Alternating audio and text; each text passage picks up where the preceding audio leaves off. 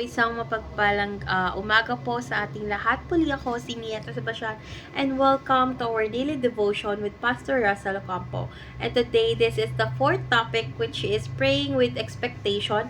And our scripture is all about Matthew chapter 7 verse 7 to 8, NI version. Ask and it will be given to you. Seek and you will find.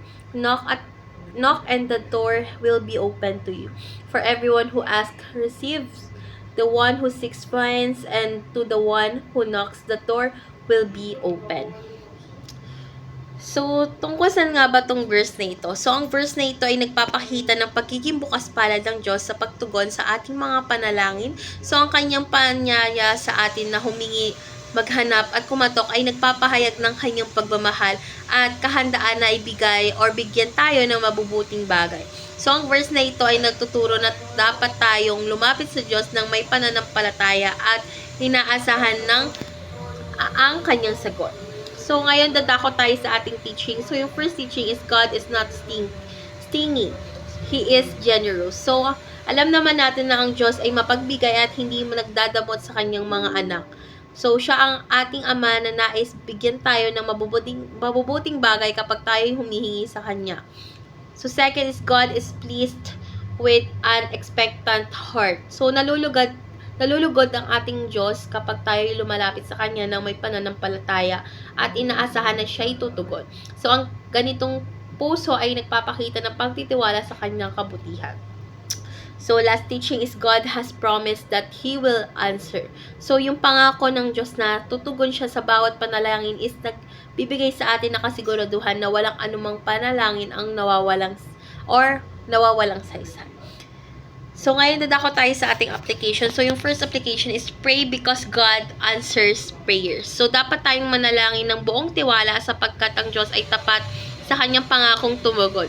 Walang panalangin na hindi niya naririnig or hindi naririnig ng Diyos. So, second is expect great things from God. So, dapat tayo lumapit sa Diyos nang may pag-asa sa kanyang kakayahang gumawa ng mga dakilang bagay sa ating buhay. So, ang ating pananampalataya is nagbibigay pugay sa kanyang kapangyarihan. So, last application is trust God's wisdom and sovereignty. So, dapat tayo magtiwala sa Diyos kahit hindi agad natutupad yung ating mga hinihingo or hinihingil. Ang kanyang sagot ay laging naaayon sa kanyang kalooban na mas mabuti kaysa sa ating inakakala. So, ngayon dadako tayo sa ating discussion, which is our last part. And our discussion tackles about why is it important to approach God with an expectant heart in prayer.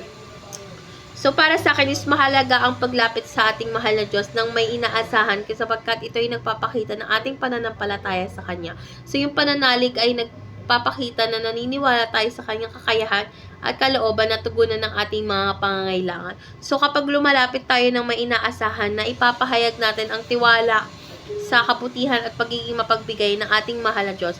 Ngunit mahalaga rin magtiwala sa Kanyang oras at paraan ng pagtugon dahil ang kanyang karunungan ay higit sa atin. So, ang ganitong uri ng ugali ay nagpapakita ng malalim na relasyon sa Kanya. So, let's pray po. Panginoon, salamat sa iyong pangako na kami ay iyong diringgin at tutugunan. Lord God, turuan mo kaming lumapit sa iyo ng may pananampalataya at inaasahan ang iyong kabutihan. Lord God, patawarin mo kami kung minsan nagdududa kami sa iyong mga plano.